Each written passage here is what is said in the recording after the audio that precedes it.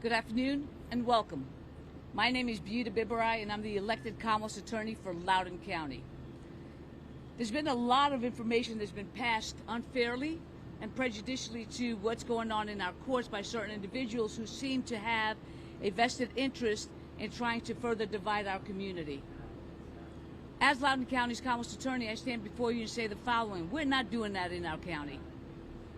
There's a process by which people get elected for office, and it's called an election. This is a specific message to Attorney General Miyares. Stay in your lane.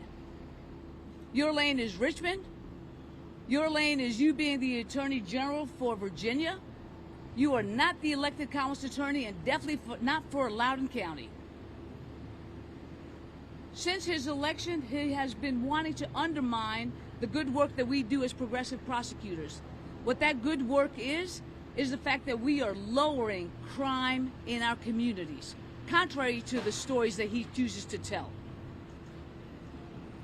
We are lowering the rate of incarceration in our communities, so we are not unnecessarily keeping people locked up in a jail, in a box, in a cell, in a cage, if they are not a threat to our community.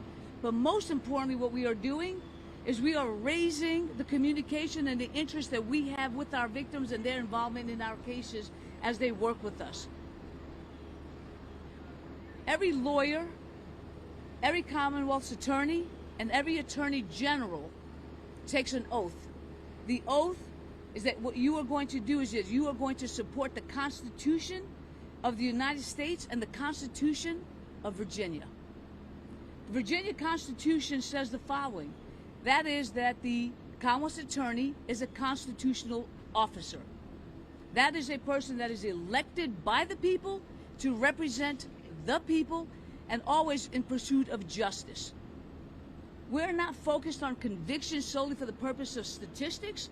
We're not focused on convictions for any other reason other than make sure that our community is safe.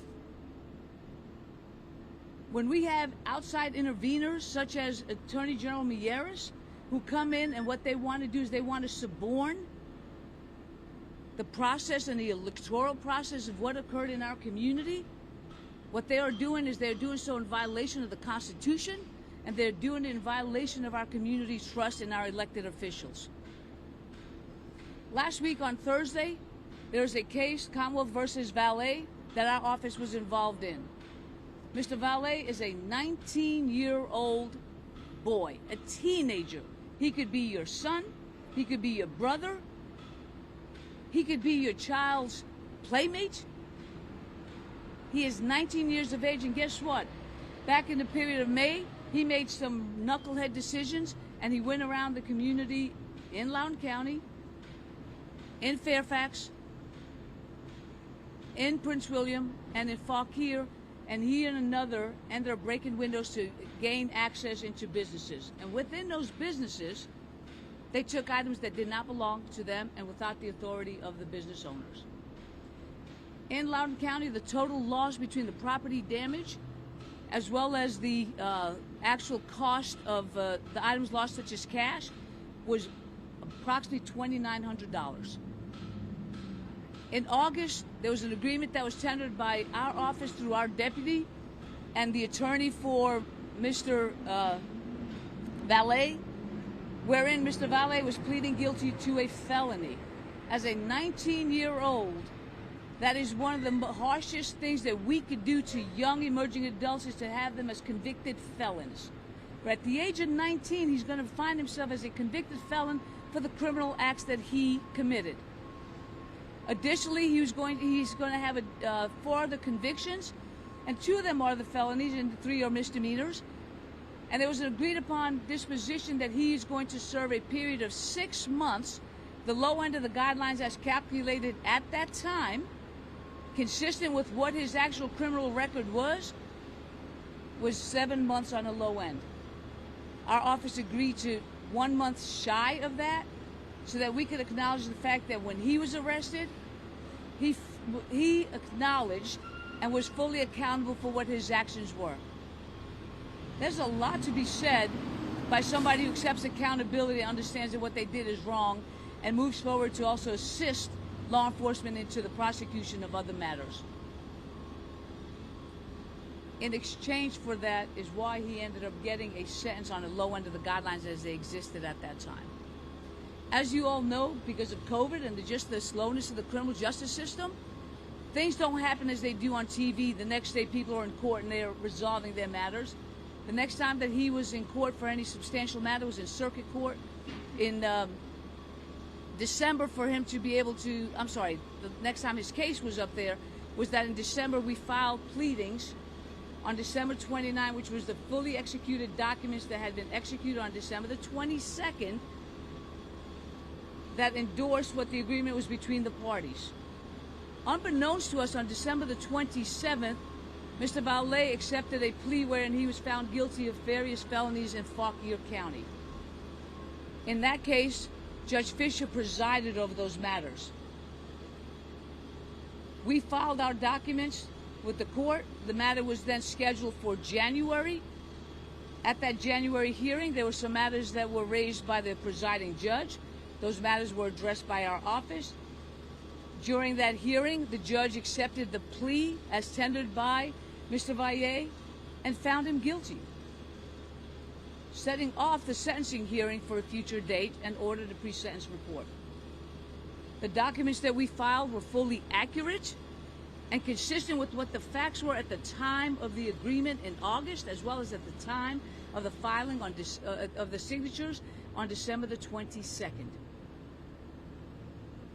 The questions posed by the court were answered by our office. The court wanted additional clarification. The matter was continued from January, it was continued to April, it was continued to May, and then ultimately it was continued for a date this week in June the 14th, for the sentencing and for our office to be able to answer whatever questions that the court may have. Prior to that hearing, on June the 9th, the judge entered an order disqualifying us from the case and replacing us with a Commonwealth attorney from Fauquier County. I submit to you, and our appeal is going to be based on the fact that there is no authority for the judge to do so. Pursuant to the statute, there are two ways that a Commonwealth attorney can be removed, and that is on her motion, because she deems that she has a conflict and the court concurs, or if the defendant makes an assertion that the Commonwealth attorney is biased and the court finds such bias. The actions taken by the court, we submit to you and we will submit to the court that it is without authority. More importantly, it's sad because we were not given an opportunity of notice to be able to make these statements in a courtroom where there would be a record and where we would be able to have a proceeding that can then be reviewed by the appellate courts in their entirety. Rather, what we have is an order that simply presents the facts as stated by the judge. Our actions heretofore are going to be the following. We are filing a writ of mandamus and prohibition with the Virginia Supreme Court to state the following. They need to direct the Circuit Court of Loudoun County to nullify that order because it is without authority, and more importantly, it was without an opportunity for the parties to be heard. Another problem with the proceedings is as follows.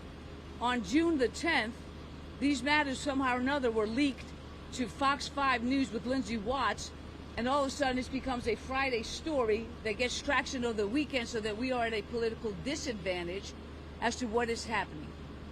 I ask this as the question. I've spoken to opposing counsel. He did not release this order to Fox News. Our office did not.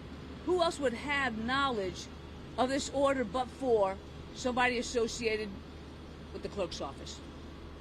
I just say that, excuse me, this is my floor. You can take a moment. This is a situation where we have to start questioning the integrity of what is going on, where politics over procedure are an issue, and this becomes literally the political gamesmanship.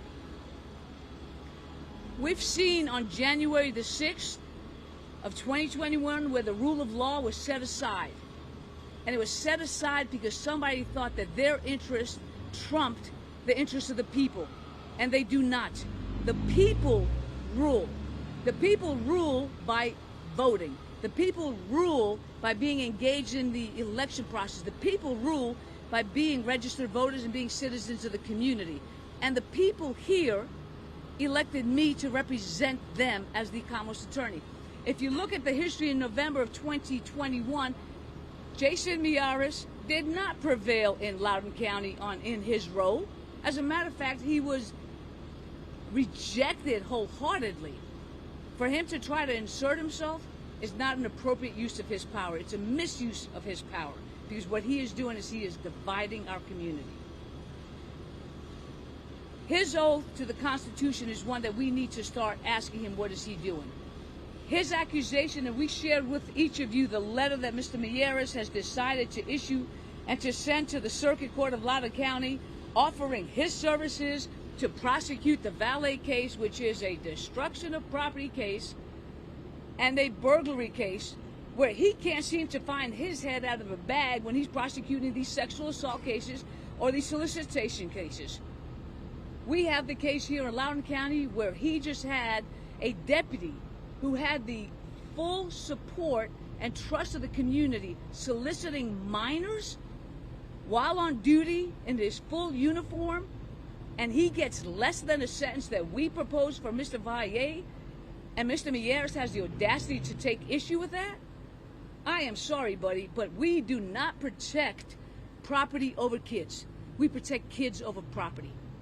And if he needs some help and assistance in doing his job, I offer my services, because I don't need his assistance to do my job. We're open for any questions if you have any. Judge Plowman says your office was given a chance to clarify the plea deal and address the assertions that information was omitted. Is the judge's statement inaccurate? The judge's statement is the judge's statement. We don't try our cases in the public arena, which is why I have a problem with that order being released to you. The problem is the following. We try our cases in the courtroom because we're lawyers. We try our cases in the courtroom because we have dignity and respect for what we do, and we have to protect every person that's involved in that, being the victims, the accused, and the witnesses. We have that obligation, and anytime that somebody suborns that obligation, then they don't deserve the honor and dignity to be able to serve our community. What's your next question? You said your office did clarify with the judge that they tried to explain this. Is that true? I don't have the transcripts. I can tell you that the fact that the allegations and the assertions in that order will be responded to on that writ of mandamus and writ of prohibition. Why address the Virginia Attorney General's office when you say it's all politics? Why take the time to even address the Because since he ran, his whole thing has been about attacking our office as being some sort of rogue prosecutor's office. But when you look at crime in Loudoun County, guess what? Crime is down. When you look at where we are focusing our efforts, we're focusing our efforts to make sure that we're able to effectively prosecute violent crimes. And yes, does that mean that we take some of these lower level non-violent offenses and we treat them differently? Yes, we do. Because we're looking at solutions and we're not looking at checking the box. Mr. Miyares was an assistant Commonwealth attorney down in, I believe, in Virginia Beach for a couple of 3 years. He went to private practice, was a traffic attorney and civil. And then he becomes the Attorney General. I am sorry. I have attorneys in my office who have more prosecutorial experience than he does. So he cannot dictate to us what we're doing based on knowledge and experience. You called Mr. Valle a knucklehead making some decisions. Obviously, they're criminal decisions. Making Yes. plea deals in this county. Doesn't it send a message to low-level criminals that, hey, I get caught, I'm not going to get the full sentence. I'm going to get a minimum sentence for your office. And I apologize, I forgot your first name. What's your first name? Scott. Scott, this is the problem. A burglary has double-digit years to send somebody to prison. He stole or caused the damage of less than $3,000. At $220-something a day to hold somebody in Loudoun County jails, how much more money can I steal from my community to house somebody who is non-violent? Right? Because at what point do we do that? Also, everybody acts like we have unlimited resources. Look at our economy. We don't have unlimited resources. We have a duty and obligation to the entirety of our community to protect them, but protection does not default to incarceration. He is 19 years of age. Based on the information that the officers gave us, He comes from a broken family. He was trying to do the right things. He got caught up with the wrong people. That's based on what they told us. We don't have any independent investigation. So if we can't trust our law enforcement, but at least our law enforcement knows the story, Mr. Miyares in Richmond does not. So he can't step into shoes and be genuine with his assertion as to how to handle these cases when you know nothing. You look at his letter. His letter makes a statement of the fact that we need to make sure that families are safe, that Virginia feels safe in their homes. What are you referring to? This was a business. It was not breaking into somebody's home, which is totally different. So why don't you just get your facts straight before you come out of your mouth and start telling us what to do? And a follow-up question. What do you say to the victims of this crime? Because they would probably sit here and say, I want him tried for the fullest extent of the law. What do you say to the victims? Scott, this is the most amazing thing about what we try to do in our office. We aspire to meet with every one of our victims. And sometimes we are not successful in doing that, but I will say this. We are getting better every day because we're trying to build the resources within our office. And with ample resources, those numbers will keep going up. In this particular case, there was contact with the victims. In this particular case, the victims actually were given the information as to the case and the facts as the facts existed back in the August timeframe, because the conversation was in July. Once he's convicted in these other jurisdictions, yes, it impacts his sentencing guidelines. But at the time that the conversations were, the sentencing guidelines were shared with them. His story was shared with them. The fact that they represented to us that they were willing to go ahead, and as long as there was restitution, they were comfortable with what we were offering. So we did consult with them. If they would have said they weren't comfortable, would you have not offered the plea deal? Then I think what we do is we take that into consideration. What is their reason? Right? If somebody sits there and says, somebody broke my storefront window for $350 and I want them to go to jail for 20 years, I respect your feelings. That should never happen in any jurisdiction. But it would definitely be a conversation. We would take that in consideration. That's why we are here, is to make sure that there is justice for all. There are some additional concerns that your I'm office. sorry, sir. What is your question? The writ of mandamus. Yes. When did you file that? It sounds like it's like a type of an appeal. What court does that go to? What is this writ of mandamus? So the process is this. It When gets. did you file it? So I'm going to answer your question multiple times, because you asked me multiple parts, I should say. The writ of mandamus is directed to the Virginia Supreme Court. It's what you would call interlocutory appeal. That means something happened in the case that we need somebody to address immediately. The basis is that there was no lawful authority for that order to be entered as dictated. That is being filed today. There is also going to be a motion to reconsider that will be filed with the Loudoun County Circuit Court. Judge Plowman has recused himself in this case, so we expect that that matter is going to be addressed by the Chief Judge, Judge Fleming, and he will assign it as he deems appropriate. The motion to reconsider? Yes, sir. So these are two tracks. Yes, sir. When do you expect to hear from either of these? That is always the unknown. I have no idea, because I don't know what the bandwidth is of each of the courts and when they would be able to do so. Can I ask you a question on the substance of the judge's order? Sure. You said that you had chosen, or the office had chosen, to go below the sentencing guidelines because the individual had accepted responsibility and given up information. Did you make additional arrests based on the information he provided? Well, let's just put it to you this way. What ended up having is that the evidence that we had could not necessarily identify him as an actor. Like, we had some, what we call collateral information to be able to suggest that it may be him. But as we always talk about, it's not what we know and believe, but it's what we can show in court. And we had the conversation with him through his attorney to be able to see as to what we can do to be able to fashion an outcome. Those statements he made, though, were not made to the Commonwealth Attorney's Office. They were made to law enforcement upon his detention. So he, right almost off the bat, acknowledged what he did and that it was wrong, and this is the reason why. So when we have accountability and you're able to acknowledge that, and you're 19 years of age, and just as importantly, we know that you may be prosecuted in another 2 or 3 counties, we don't have to exact every ounce of punishment from him in our case, because every other jurisdiction is going to add to it. So us giving him a lower sentence of 6 months versus 7 months, we're talking 1 month. Which by the time, because he's been in custody since, by the time these matters went up to circuit court, he has already served all that time plus more. So it's not like he got any discounts or any leniency in that.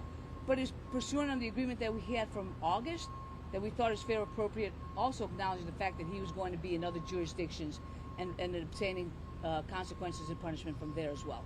So you know he is going to be facing legal action in Fauquier and these other places? So based on the Absent court's, this case? based on the review of the court's online records, he has proceedings in Fairfax County. He's got proceedings in Prince William County, and as I indicated earlier, the matters in Fauquier County, I believe, have been concluded. Commonwealth Attorney, there have been some other concerns about your I'm sorry, what was office, your question? Specifically the high turnover. I'm sorry, give me a question. This is, Okay, you, thank you. I am, There have been no, some I'm additional sorry, concerns I about your- am not having this conversation until you learn how to be fair and honest in your reporting. This is why we So will I never can't meet. ask any additional questions. We The will problem never is I've meet. been If you trying want to talk ask about these these issues- things for months, and you refuse to talk to me. Exactly. So now I have my opportunity, and I'm Ma'am, trying to take it. let me explain something to Your you. office hired a When convicted I sex send you offender. emails and I ask What you to state? correct the record and you choose not to, I cannot trust I you. have never received a single When email you from you when asking you ambush asking to me, correct the when you record. ambush me and you say let's have a meeting on Friday, and then on Your office Friday, would never schedule the then interview. no, it was scheduled, my man, Please, ma'am. please Yes, it is. schedule it. And when Let's you schedule said it today. Friday, ooh, I'm off. I'm sorry. I got to work for the people. I don't work for you. What's your question, Scott? You've had several complaints against your office in the last couple 12 months, including this one. Have you, or are you considered stepping down from office or not? Scott, what are the complaints that are made and what is the veracity of them, right? It's easy to make this a public issue. If you think about how many cases we've handled in the course of 2.5 years, it's in the tens of thousands, right? A while ago, there was a complaint that a victim or victims were indicating that they were dissatisfied. And it made it sound like there's this slew or this long line. To date, we've received one letter that indicates that that was an issue. So, Scott, I can't address matters until somebody gives me the facts, because that's what it is. I can say to you X, Y, and Z, but if you're not given the opportunity to understand what the actual it is, those are conclusions. I don't deal with conclusions. We're lawyers. We deal with facts and the law. What do you say to Phyllis Randall about her concerns about your office? I would say this to Phyllis Randall. Phyllis Randall has to not take the bait of individuals like yourself for the sound bites. She might want to look at the facts. People have said people are leaving your office. There's a high turnover of attorneys. People you've hired yourself tell me that you push for leniency at all costs. And Name as I names. mentioned, you hired- Name names and I'll tell you what their hired, bias this is. man who was a convicted sex offender. What do you say to people of Loudoun County who've lost faith in you? So, you know what? But for you, there's not that many people who've lost faith in us. You know why? Because don't they even live stand here. smart. Exactly. Hence why I don't take much for what you have to say. What's the next What question? do you say to the people who are questioning your office when there are issues like this that people call unprecedented? People haven't seen a judge accuse a Commonwealth Attorney's Office of intentionally misleading the court and then completely taking them off the case. This is the problem that I think with your interpretation. It's biased. The unprecedented part is not the comments about the Commonwealth attorneys. It's a judge thinking he has the authority to remove a Commonwealth attorney. That's the extrajudicial aspect. So this is the part that you have to start looking at what the facts really are and the how and why. Ask yourself these questions. What's going on in these courts and who is the driving force behind that? Those are the things you want to add. Could there Last be question. a political motivation to this? Is that what you're alleging? That there's I'm not alleging. I'm outright stating it. motivation? I am outright stating it. It is all political. That Judge Plowman is